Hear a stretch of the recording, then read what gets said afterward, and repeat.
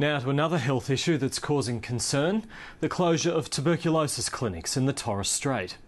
The World Health Organisation is intervening after Queensland and Australian health departments agreed to shut down fortnightly TB clinics that have been treating PNG nationals for a multi-drug resistant strain of the bacterial infection. The plan is to shift this medical service to the PNG side of the border, but some TB specialists are concerned that the move could backfire and expose Northern Australia to tuberculosis. Neither the Queensland nor Australian health departments will talk on camera about this controversy, but the federal opposition spokesman on regional health, Dr Andrew Laming, isn't as coy. He spoke to Peter McCutcheon. Dr Laming, I understand the World Health Organisation, the WHO, has asked the Australian government to clarify what's happening with its tuberculosis clinics on its northern border. Do you understand that's happening as well, and what's the significance of this? There's no doubt that WHO would have a lot of questions. There's also no doubt that the Australian government doesn't have the answers. And since these clinics in Torres Strait have been cancelled, there's basically chaos reigning through Torres Strait with no certainty about clinical care for PNG citizens. What are your concerns about these clinics closing?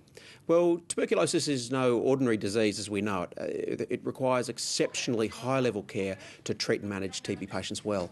Expecting the world's best health system, Australia, abutting right on to number 174, will always raise moral issues about how much care we give to PNG nationals. The great concern is that that quality of care is not available in Papua New Guinea, so as long as the clinics are running, there is a distortion and patients naturally will island hop south looking for life-saving care. How real is the danger that drug-resistant TB could spread to Northern Australia if this isn't handled properly? Well, there's already drug-resistant TB and a trip is only a few minutes in a speedboat. We know that people will island hop looking for care and they'll move south, and tuberculosis is not a highly infectious disease, but one that, without being picked up early, will certainly spread to Australian citizens. Now, Queensland health doctors are presently treating 62 PNG nationals for drug-resistant tuberculosis. How well equipped is PNG to handle those cases? Well, once you've stopped the clinics in TI, these patients have nowhere to go. You simply can't parachute in tuberculosis treatments. And enthusiasm alone will never treat TB. So we desperately want to raise the capacity of well-meaning and well-trained PNG clinicians who are working potentially on the edge of capability when it comes to treating a complex condition like TB. They're in real trouble if they have to manage the process from their mainland. You say they've got nowhere to go, but there is Daru Island on the PNG side of the border, and AusAid and the Australian government is giving more resources to that hospital so it can treat these cases. Does that at least give you some room for optimism? It gives me none whatsoever, because it takes a long, long time and enormous backup and support to continue TB treatment, which often takes months. So we can need intravenous treatments over long periods, and obviously in a developing economy, the perception of health is if you don't turn up, bad luck. I mean, the Australian notion is if you don't turn up, we will find you and complete your treatment. And those two different health cultures are the challenge. Now, the reason why the Queensland and Australian governments are closing down these clinics, one of the main reasons is because of cost. Now, Queensland says the Commonwealth should pay for it because it's fundamentally a Commonwealth responsibility. The Commonwealth in turn says, well, it was a Queensland initiative to begin with. Who's to blame here? The Commonwealth is 100%. They are responsible for the impact of foreign nationals on Australia's health systems, and it's right that those amounts funded initially, $3.8 million a year, simply don't cover aerial evacuations to Cairns. We needed some imagination and to look at other forms of treatment in Thursday Island even, and once PNG citizens were stable, they could then be repatriated to complete their care. But instead we've had a complete cancellation, and that's not acceptable. But overall, what the governments argue is that we don't want band-aid solutions. We want PNG to be in a position where it can look after its own citizens.